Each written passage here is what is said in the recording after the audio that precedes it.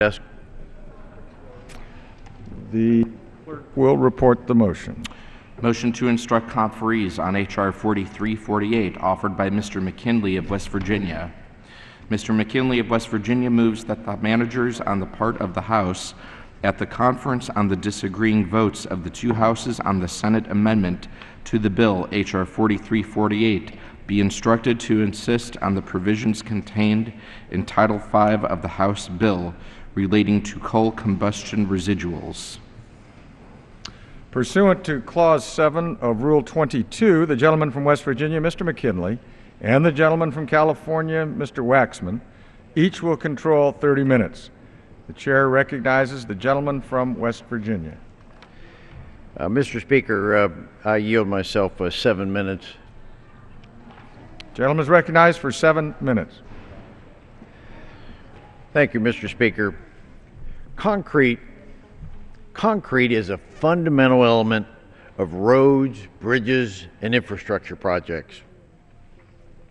An important element of concrete is coal ash.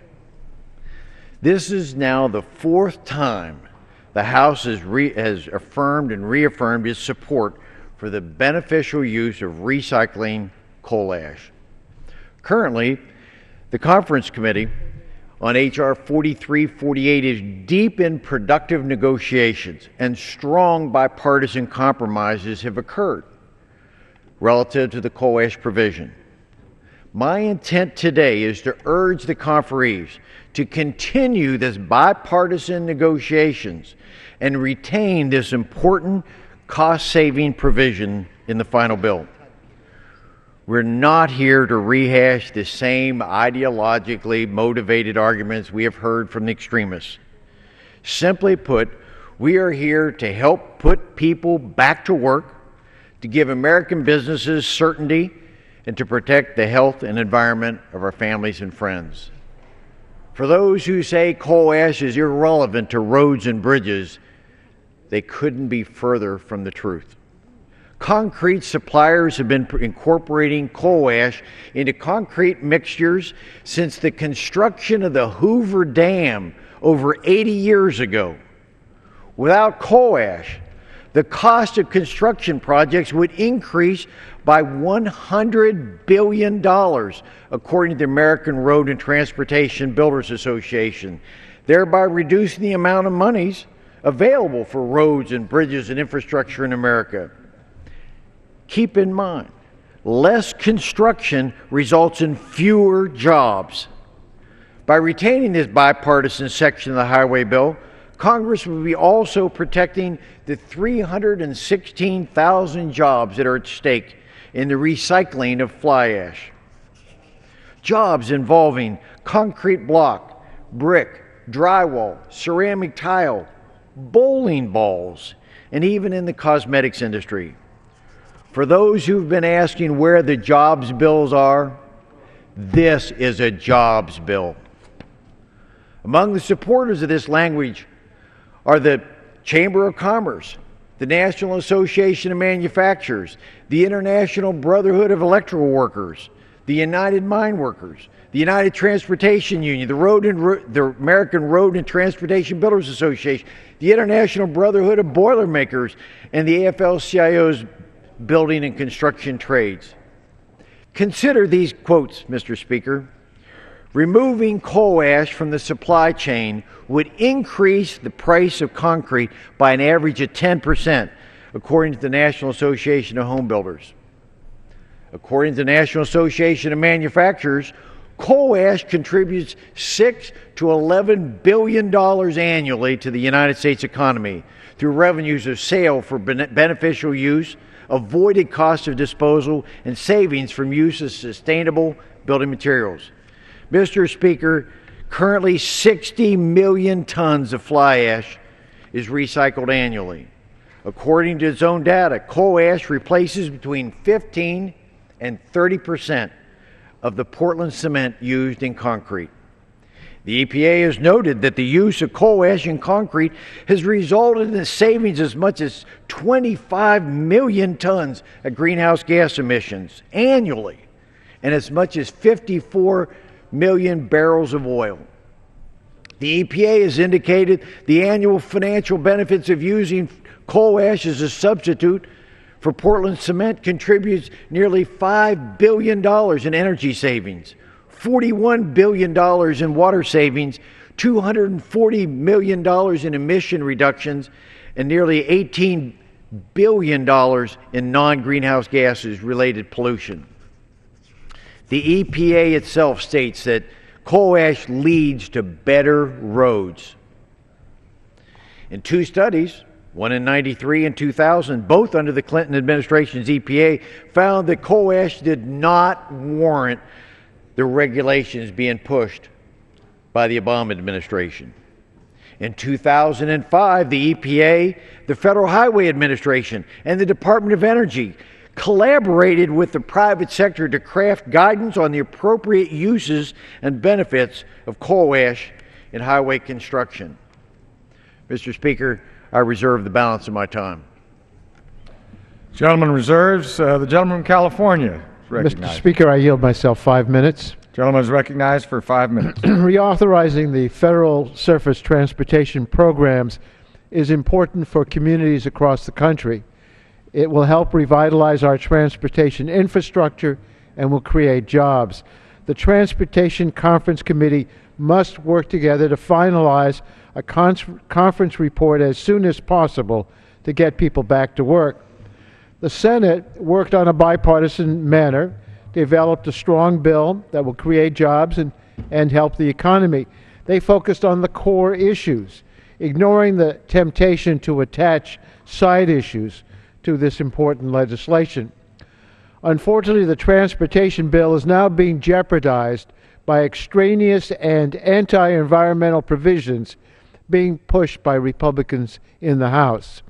Instead of working to come to agreement on important transportation policy provisions, House Republicans are holding the bill hostage for a legislative earmark for the Keystone XL tar sands pipeline, provisions that steamroll environmental review of projects, and the McKinley coal ash bill that eliminates existing authority to protect human health and the environment from the risks posed by unsafe disposal of coal ash. This motion to instruct is the latest effort to push these positions. It would instruct the transportation conferees to insist on the McKinley coal ash bill in the transportation bill. But the McKinley coal ash proposal is extraneous. If we do nothing on the transportation bill to address coal ash disposal, then coal ash will continue to be available for use in concrete, for transportation projects, just as it is today. Current federal regulations do not restrict the use of coal ash in concrete. And counter to what you may hear today, EPA has not proposed to regulate such beneficial reuses. Although some may suggest that recycling of coal ash will decrease because of the stigma, experience has shown that when waste materials are regulated, as EPA has proposed to do for coal ash, the rates of recycling and reuse increases. This has happened with other regulated wastes.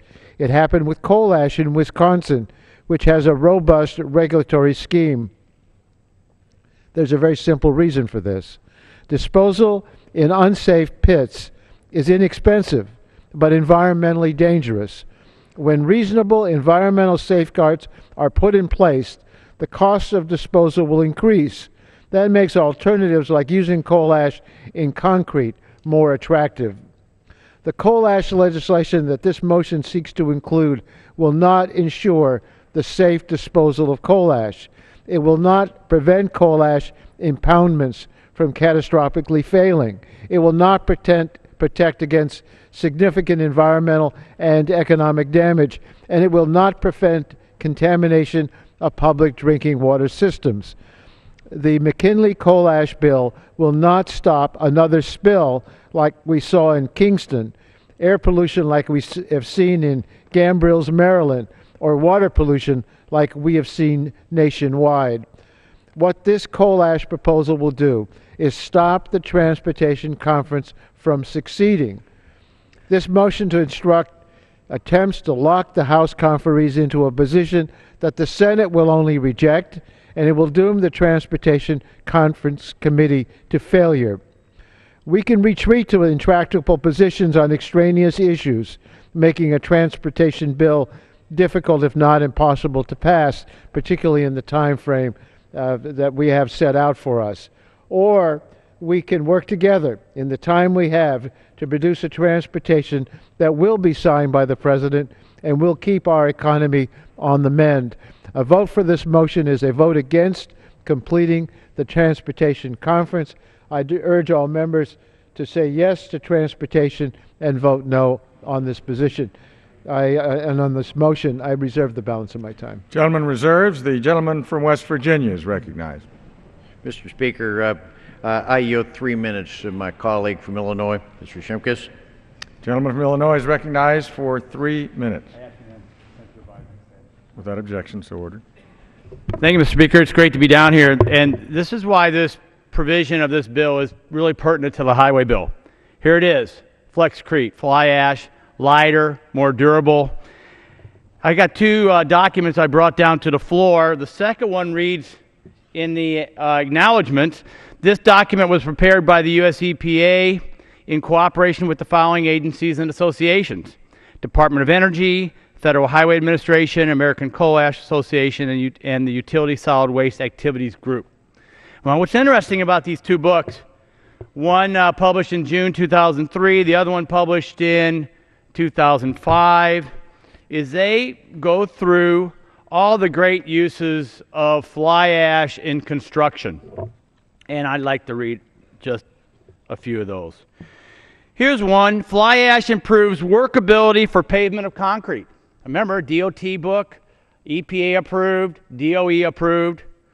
The next one has fly ash concrete is used in severe exposure applications such as decks and piers of Tampa Bay's Sunshine Skyway Bridge. Nice photo here, beautiful bridge. So this is not new. This is reaffirming what the construction industry has been doing for decades. And actually, in this other pamphlet, I'll talk about even greater use. Here's another one: fly ash concrete finishing.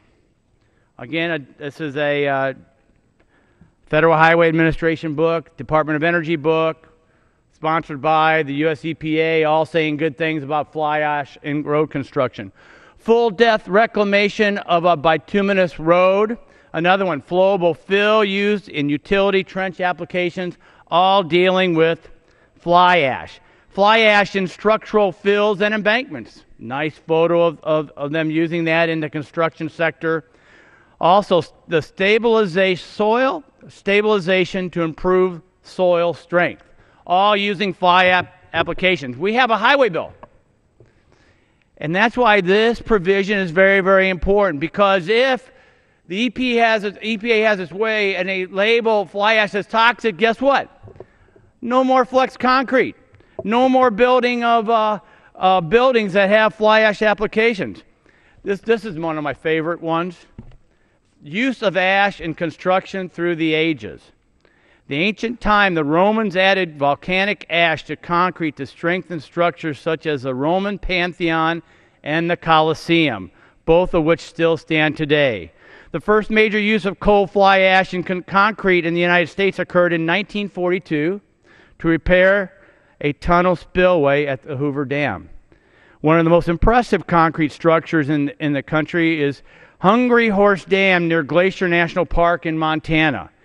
Was constructed from 1948 to 1952 with concrete containing, you guessed it, fly ash.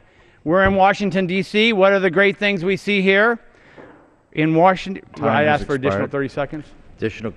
Gentleman is recognized for an additional 30 seconds. In Washington, D.C., both the metropolitan area subway system, named as Metro, and the new Ronald Reagan Building and International Trade Center were built by, you guessed it, fly ash and concrete. Other significant structures utilizing coal fly ash as concrete include in the Big Dig in Boston and decks and piers of the Tampa Bay's Sunshine Skyway Bridge. That's why this is applicable to the highway bill. I commend my colleague, and I yield back the balance of my time. The gentleman's time has expired. The gentleman from California is recognized. Mr. Speaker, at this time I'd like to yield 5 minutes to the gentleman from Illinois, the ranking member of the Energy Subcommittee, Mr. Rush. The gentleman from Illinois is recognized for 5 minutes. I want to thank the ranking member on the Energy and Commerce Committee and let him know how much I appreciate not only his leadership on other issues, but particularly his leadership on this issue here. Mr. Speaker, I stand here astounded, amazed, and bemused at the remarks of the past speaker. You know, he wants the American people to be convinced that fly ash is as healthy to them as it can be, and that they should, in fact, maybe go out and go to their local drugstores and ask for a bottle of fly ash so they can sprinkle it over their dinner meal as they would maybe salad dressing. I don't think that the American people would be pleased with that. Mr. Speaker, I stand in strong opposition to this motion to instruct. At a time when we are facing historic levels of joblessness in communities around the country, in the African American communities and other minority communities, Republicans are playing chicken with the transportation bill, which is intended to provide American jobs and repair our aging economy. Is not to further the contamination of the water supplies, the air supplies in our most vulnerable communities. So why don't we stop the charade? Why don't we stop the asthmatic assault on the most vulnerable segments, the most vulnerable communities in our nation? This motion to instruct contains a deadly and dangerous provision that will only allow more poisoning, more disease, and more death from one of our nation's biggest waste products, the deadly, cancerous coal ash that's under discussion today. Coal ash, I want to remind you, is a waste left over after thousands of tons of coal are burned at coal-fired power plants and is laden from top to bottom with toxins such as mercury, arsenic, cadmium, chromium, and lead. These are the pollutants that causes cancer, that causes organ disease, breathing problems, neurological damage, developmental problems, and even the final problem, which is death. Mr. Speaker, Title V of the H.R. 4348 gives companies an unprecedented ability to pollute the resource conservation and Recovery Act. The unprecedented ability to pollute under the Resources Conservation and Recovery Act, even though the EPA, the Environmental Protection Agency, found some coal ash ponds that they pose a 1 in 50 risk of cancer related to residents drinking arsenic contaminated water, a risk that is 2,000 times the EPA's regulatory goal. Dangerous coal ash disposal affects thousands of U.S. communities, but research informs us that income and race remain strong predictors of the amount of pollutions that these Americans face. The majority of coal ash is disposed in grossly inadequate dump sites, which are primarily located in low-income communities, disproportionately impacting those who are least equipped to respond to water contamination and the onslaught of toxic dust in the air. Mr. Speaker, low-income citizens are more likely to rely on groundwater supplies and less likely to have access to medical insurance and health care. Could I have one more minute? I yield the gentleman an additional minute. The gentleman is recognized for 1 more minute. Mr. Speaker, Title 5 of H.R. 4348 fails to protect communities and their drinking water from toxic coal ash or from another massive spill like the disaster that occurred in Kingston, Tennessee in 2008. Mr. Speaker, let me conclude by saying that my state alone produces 4.4 million tons of coal ash annually, and at least 19 coal ash dump sites have contaminated local water supplies. Additionally, each and every day, a steam-fired steamship, the SS Badger, dumps 4 tons of coal ash into Lake Michigan, my beloved city of Chicago's primary water supply system. I urge all of my colleagues to vote against this motion to instruct, and I yield back the balance of my time. Gentleman from West Virginia is recognized. Mr. Speaker, I yield 2 minutes to my colleague from Pennsylvania, Mr. Holden. Gentleman from Pennsylvania.